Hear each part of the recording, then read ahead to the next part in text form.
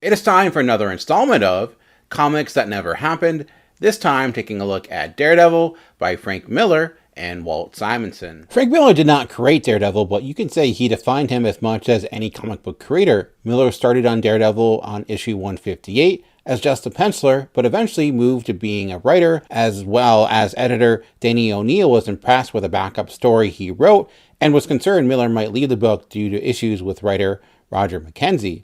With issue 168, Miller took over and began what many claim as one of the best runs in the history of Marvel.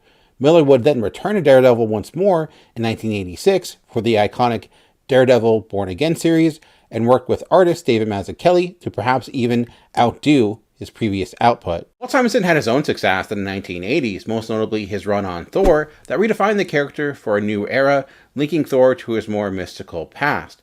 Like Miller, he wrote and drew the majority of that run, as both of them together put out some of the best superhero comics of the 1980s. So when looking to do a follow-up to Born Again, it made sense that Walt Simonson would be the person Miller would go to. But what happened? In 1997, Simonson did an interview with Daredevil, themanwithoutfear.com, and gave insight on the project. He said, quote, "To the best of my knowledge, Frank never scripted part 2.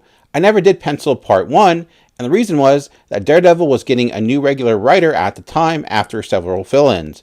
The new writer wanted his first issue to come out at the beginning of the summer, so our two-parter was put on hold for a few months, and if there's no deadline, the work never gets done. That's an old freelance rule. The gist of it is by the time Marvel was interested in having us work on the story, Frank was off doing Dark Knight, and I was doing X Factor, so it never happened. Too bad. It was a cool story, too." End quote.